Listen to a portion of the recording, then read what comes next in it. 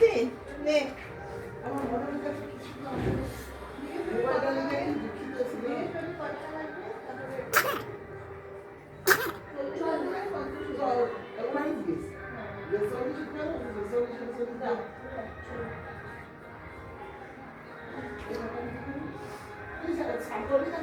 তোমার চার্জারটা